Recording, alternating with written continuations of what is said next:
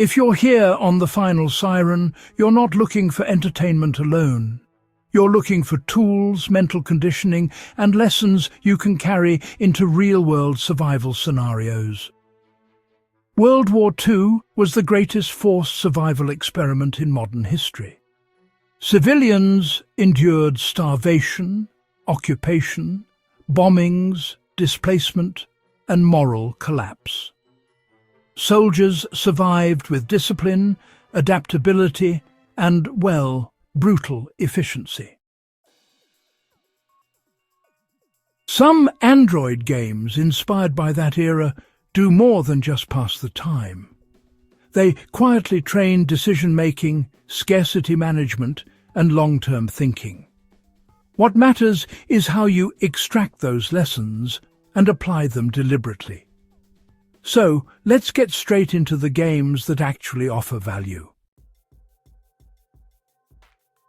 This is how WWII survival recreates post-war scarcity and long-term endurance.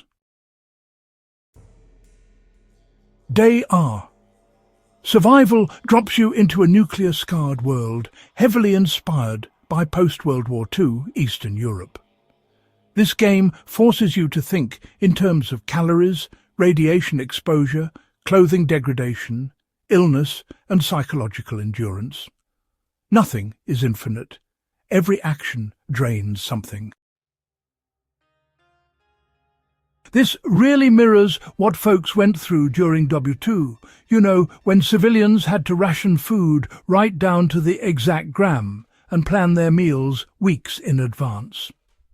A practical takeaway here is what I call resource-to-distance ratio thinking. In the game, travelling 10 kilometres without the proper food and clothing usually ends up costing you more than you gain. So try applying this by training yourself to calculate real-world effort versus return. For example, if gathering firewood burns up 600 calories of effort but only saves you 400 calories in heating, well, that's a net loss. WWII survivors made it through because they steered clear of those net losses, not because they took unnecessary risks. WWII also teaches us about redundancy. Smart players never put all their eggs in one basket when it comes to food or tools. In terms of real preparedness, that means you want at least a 3-to-1 ratio. That's 3 ways to purify water, 3 methods for starting a fire, and 3 sources of calories that don't rely on refrigeration. The game punishes anyone who ignores this rule, just like reality does. This is how Last Day on Earth shows occupation survival and silent movement. Last Day on Earth. Survival may look like a zombie game on the surface, but beneath that skin is a brutal lesson in stealth survival under hostile occupation. This mirrors WWII II resistance life. You scavenge abandoned buildings, avoid overwhelming forces, and retreat when the odds turn. Right. So, the most important lesson here is what we call disengagement discipline. You see, most deaths in the game, and honestly in real life too, happen because players push one encounter just a bit too far. Real-world survivalists should really train the same instinct. If you stick to, say, a 70% rule, where you disengage once your resources or energy drop below 70%, you'll dramatically increase your long-term survival odds. During the Second World War, partisans survived by retreating early, not by trying to win every single fight. Now, the base-building mechanics, they also teach us about layered defense. Players who survive the longest, well, they build in stages. They set up outer noise buffers, keep internal storage separate, and always have fallback exits. If you translate this to real life, it means designing your living spaces so that sleeping, cooking and storage are all separated. Fire, theft and disease, they all spread less when you divide up your functions. This isn't just some gaming theory. This is proper historical survival logic. So, this is how Grim Soul reinforces isolation discipline and, well, mental resilience. Grim Soul. Dark fantasy survival, really takes inspiration from war-torn medieval and WWII-era devastation themes. Silence matters. Panic kills. Noise draws death. This is exactly how civilians survived bombing raids and occupation patrols. The game rewards patience more than aggression. Moving slowly, scouting before engagement, and accepting retreat as success are core mechanics.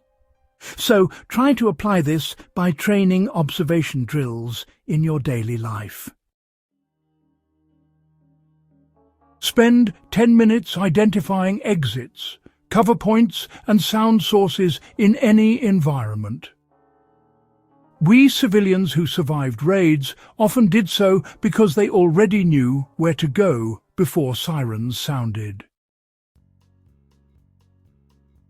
Grim Soul also emphasizes tool preservation. Weapons break fast if abused. This teaches a real-world ratio of tool usage. If a tool's lifespan is 100 uses, no single task should consume more than 5% unless absolutely necessary. This mindset really prevents catastrophic failure when replacements are just not available. So, this is how Ocean is Home teaches displacement survival and, well, rebuilding from nothing. Ocean is Home. Survival Island may not be, strictly speaking, World War II themed, but its displacement mechanics actually mirror refugee survival after bombed cities and forced evacuations. The key lesson here is shelter-first logic. Players who chase tools or weapons before shelter die quickly. WWII, refugees who survived prioritized dry sleeping areas, insulation and water access before anything else. Apply a 50-30-20 rule. 50% of early effort goes to shelter, 30% to water, and 20% to food. Anything else comes later. The game also demonstrates skill compounding. Early skills unlock later efficiency. This mirrors real survival training. Learning knots, basic carpentry, or food preservation early multiplies long-term outcomes. Survival is not about strength. It's about compounding competence, This is how delivery from the pain simulates moral collapse and ration ethics honestly. Delivery from the pain stands out because it forces ethical decisions under starvation pressure. Do you hoard medicine or help others? Do you risk exposure for supplies? It's a tough call, really. These were real World War II dilemmas. The survival lesson here is, well, moral fatigue management. People collapse mentally before they collapse physically. The game shows just how desperation clouds judgment. Apply this by pre-planning ethical lines. Decide now what you will and won't do under pressure. World War II survivors who had internal rules made faster, cleaner decisions when chaos hit. Now, this game also reinforces something called ration mathematics. Players who divide their food into fixed daily portions, well, they tend to last a lot longer. In real terms, this means sitting down and calculating your baseline caloric survival needs, not just eating for comfort, you know. Many World War II civilians managed to survive on as little as 1,200 calories or even less, simply because their rations were planned out, not just handed out reactively. And this, really, is how you start turning these games into proper survival training tools. None of these games matter if you play them passively. Treat each session as a scenario drill. After playing, write down one mistake, one efficiency gain, and one lesson you can apply physically. Even a 30-minute session can sharpen decision-making if approached intentionally. WWII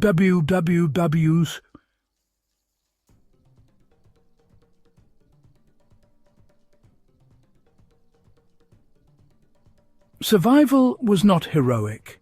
It was disciplined, repetitive, and often boring. These games reflect that truth better than most modern media. If this guide sharpened your mindset and gave you something real to apply, make sure you subscribe to the Final Siren. Share this with someone who takes survival seriously. We're not here for fantasy. We're here to outlast the collapse.